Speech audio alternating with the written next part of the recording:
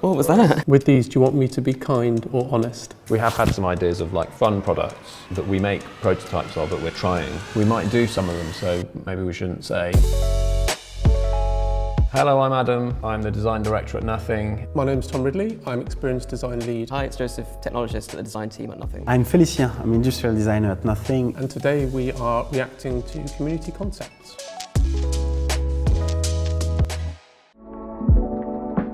Ah, I quite like the subset of keys. That jumped out at me straight away. Like, I think it's like a power play if you have a keyboard with no letters on it. Because it's like, oh, I know all the letters. I don't need them written down. There is like just a few letters written. Why not? I mean, it seems fun to me. Maybe difficult to write something, but there is something fun to it. You can nearly spell my name, but not quite. Oh, it's Nothing. Got it. You can buy these nerdy keyboards that don't have letters on them if you follow the sort of UX usability handbook disaster. But people like it. There's like a touch bar. I quite like the touch bar, to be honest. I didn't personally get on with the touch bar. One really big problem for me was the escape key, because I use the escape key a lot. In the end, I put it on the setting where it replicates what the original F keys were at the top, and then it was just slightly worse than the one before. I'm immediately thinking, is that a screen that looks like a dot matrix? Or is it actually an array of tiny LEDs which form the shapes? And we're quite into like honesty in the design. If we could do it with dots rather than a screen looking like dots, I think that's cooler. So, what's the purpose of a laptop? It might be browsing, it might be games, entertainment, but for a lot of people it's work. There's enough things shouting at me already, telling me that I need to do something or that I'm late. In some ways, my dream laptop is just the app I'm using. Everything else is just non-existent. Maybe looks a bit serious, and I think if we were to do one, it might be a bit more fun. I think I'd want it to be so visually striking that you couldn't ignore it. Whereas this is quite dark, perhaps it wouldn't stick out too much on a shelf. Another thing we might think about is how can we tell the story about how it came to be, how it's built. You know, that's kind of what Phone 1 does. These shapes all relate to the components within, rather than just literally having a glass back and letting you see the circuit board, because actually that's not very interesting. First of all, I love the name. Base 1 is quite fun. I mean, first obvious thing, he's picked up on the left and right, white and red, that we do on the headphones. Yeah, I think the top section is quite interesting. Like the thick material, and you get some interesting like light diffraction and through it. In terms of acoustics, I can't see any holes in order to let the sound get into that transparent region. Oh, it's huge. Whoa! It's bigger than I thought. Big boy.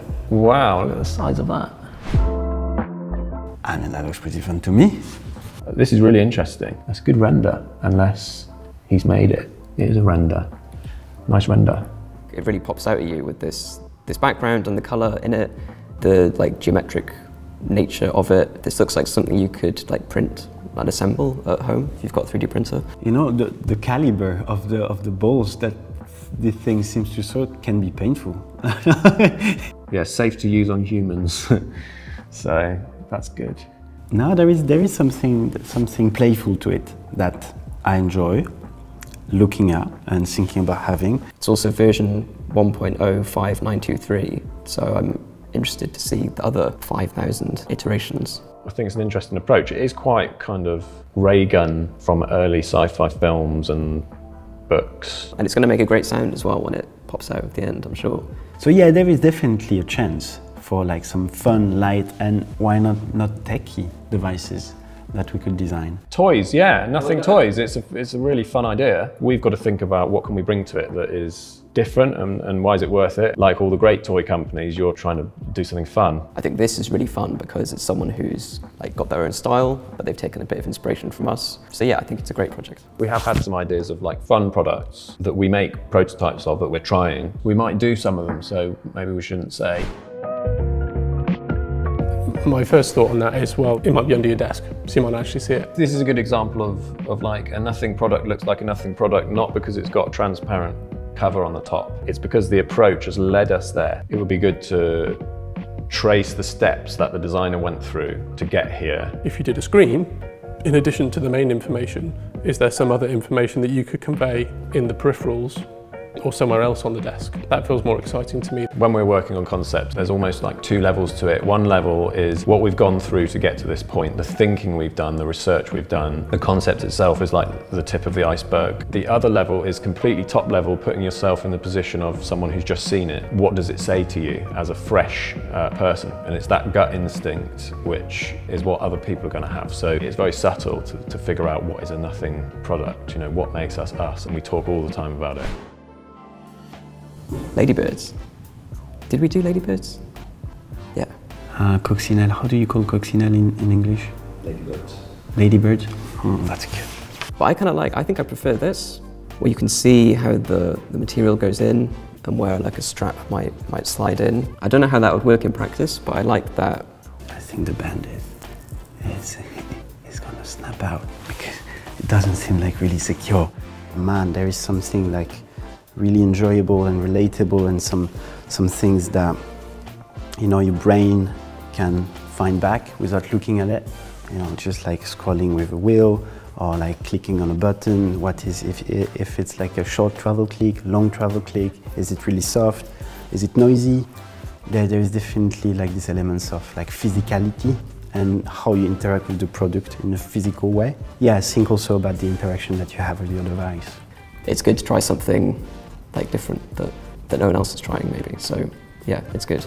There is always some details that you would love to continue adding or perfecting, but I think in the process it's always good to, like, you know, just have the courage also to share it with the world. Yeah, that's it for today. Thank you very much for sending all your really interesting designs through to us. Please check out the community projects channel on our Discord. I think there are some buttons to click to keep in touch with us, to see the latest video, or to just signify that you like what we're doing. Bisous. I'd call it the Tigger.io. It's not going to catch on. Thank you very much for watching today. Thank you very much for watching today. Sam, I can see you. Thank you very much for watching. It's funny to start then.